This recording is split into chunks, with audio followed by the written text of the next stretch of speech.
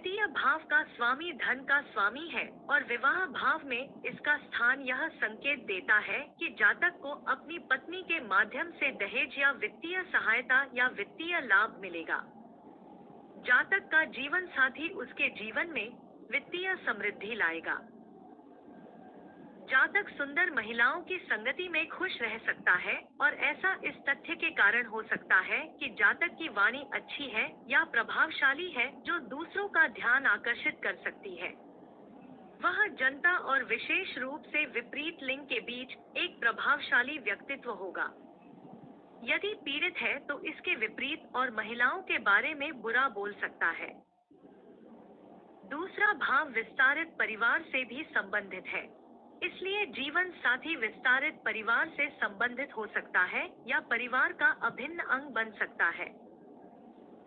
उनका विवाह प्रेम और रोमांस से ज्यादा व्यापार और पैसे के पहलुओं पर निर्भर करेगा।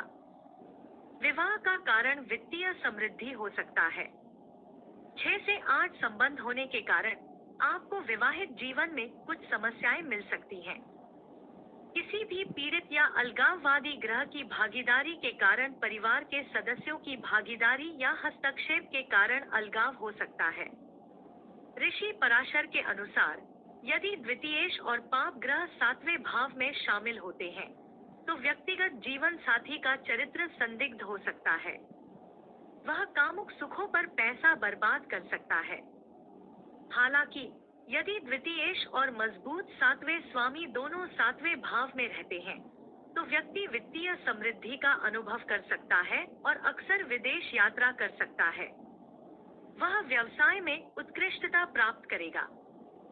यदि द्वितीयेश द्वारा अधिगृहित राशि मंडल चार्ट और तारा स्त्री है तो व्यक्ति महिलाओं के साथ संबंधों के माध्यम से धन कमा सकता है।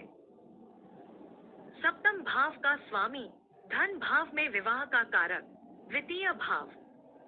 यह दर्शाता है कि जातक विवाह के माध्यम से धन कमाता है या परिवार के किसी सदस्य के साथ विवाह की संभावना है। दोनों ही मारक भाव हैं और एक दूसरे से 6 से 8 का संबंध बनाते हैं। यह स्थिति बहुत अच्छी नहीं है और अपनी अवधि के दौरान मार्केश का प्रभाव ला सकती है। सप्तम भाव के स्वामी के द्वितीय भाव में स्थित होने पर जातक के कई साथी हो सकते हैं या वह गुप्त संबंधों में लिप्त हो सकता है। विवाह के बाद आर्थिक स्थिति में सुधार हो सकता है, लेकिन पत्नी लड़ाकू, दुखी और अवज्ञाकारी हो सकती है। व्यक्ति कामुक सुख की ओर प्रवृत्त हो सकता है और चंचल स्वभाव का हो सकता है। यदि सप्तम भाव का स्वामी अत्यधिक पीड़ित हो तो आय का स्रोत अनैतिक हो सकता है। यदि द्वितीय भाव में द्विस्वभाव राशि स्थित हो तो एक से अधिक विवाह की संभावना हो सकती है।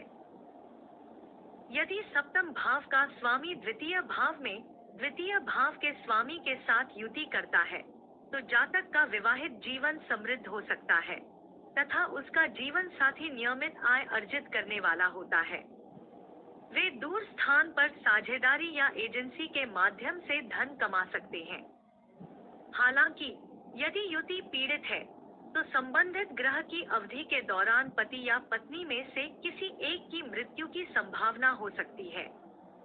पत्नी से अलगाव की संभावना भी दूसरे और 7वें भाव के स्वामियों की अवधि के दौरान उत्पन्न हो सकती है, जब तक कि दीर्घ जीवन के लिए कोई मजबूत योग न हो।